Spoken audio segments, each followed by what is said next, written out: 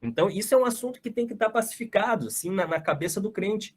Porque se o crente crê que Deus criou o mundo em 7 dias, crê que Jesus veio e nasceu de uma virgem, crê em todos os prodígios e sinais que Deus operou no Velho Testamento, no Novo Testamento, e tudo que vem pela frente ainda, que não é pouca coisa, as coisas sobrenaturais que ainda vão acontecer. No arrebatamento, todos nós aqui vamos subir e ser transformados, nosso corpo vai ser transformado no ar. Então, isso é uma coisa muito sobrenatural para eu não crer que um anjo, ou que anjos vieram, escolheram quantas mulheres quiseram, como está escrito em Gênesis 6, fizeram filhos com elas, entraram as filhas dos homens, significa que eles fizeram sexo com elas, tiveram filhos com elas, e que esses eram os grandes homens do passado, grandes homens, gigantes do passado, que estão contidos e narrados em todas as mitologias e histórias de todos os povos sobre a face da Terra. E, Magnus, por que todos contam a mesma história? O segredo está em Babel. Tudo isso aconteceu lá, no início.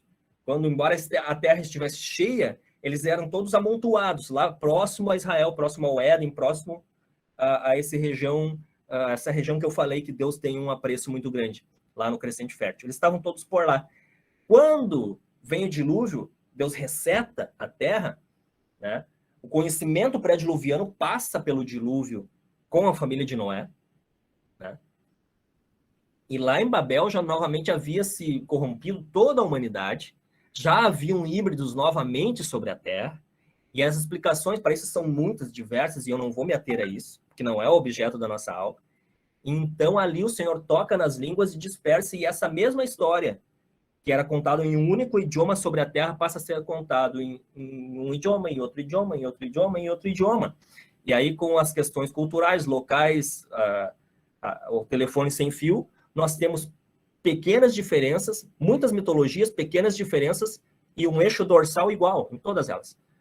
Deuses vieram dos céus, coabitaram com as mulheres e houveram semideuses. Eles nos escravizaram, eles dominavam sobre nós. Isso está em todas as civilizações antigas. Se você vier estudar os povos pré-colombianos aqui nas Américas, incas, maias e astecas, eles tinham um deus em forma de serpente, hein? Que veio e teve filhos, e tinha um semideus. Se você pegar lá na China, se você pegar os povos do norte da Europa, se você todos têm a mesma história. Porque é a mesma história, contado por idiomas diferentes 1000 anos depois. Amém? Então, nós precisamos entender que deuses, seres do espaço, seres que habitam as regiões celestiais, desceram à Terra e tiveram filhos sobre a Terra, seres híbridos. Então, isso aconteceu. Isso é um fato. Isso aconteceu. E todos os povos da antiguidade narram a grande enchente. Todos os povos da antiguidade narram a grande enchente. Mas, pessoal, essas são informações que estão disponíveis. Essas são informações que estão disponíveis. Eu acho tipo assim, ó. 20 anos atrás eu ouvia meu pastor de jovens dizendo assim, ó, eu preciso falar de sexo na igreja, porque senão o jovem ele vai ouvir em algum lugar sobre isso. Hoje isso já não é mais tabu, né?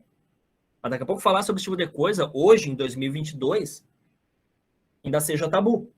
Mas daqui a uns anos, quando estiverem vindo os ETs procriando com as pessoas na Terra, talvez seja tarde demais para nós ensinarmos coisas que nós poderíamos estar ensinando agora.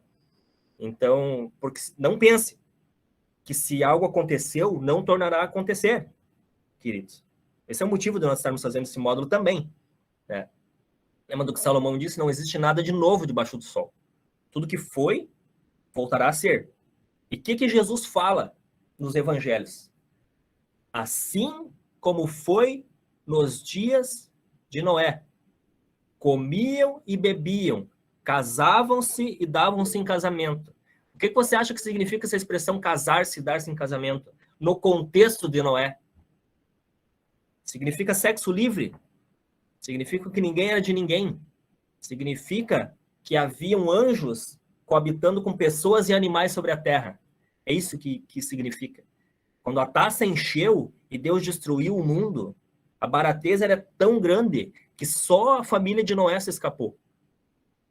Não só porque Noé buscava o Senhor, mas porque só via ele e a sua família pura, sem hibridização sobre a terra. é punk pensar sobre isso, né? Mas Deus sempre preserva o seu remanescente fiel. Noé, além de não ter se corrompido em carne, ele se mantinha fiel ao Senhor. Então Deus vem e salva Noé e sua família. Mas é muito interessante. Gênesis 6 é resumido, mas ele é completo, né? Fala aqui, ó. Havia naqueles dias gigantes na terra e também depois. Ele já dá a barbada, né? Haviam naqueles dias e também depois. Significa depois do dilúvio, também haviam.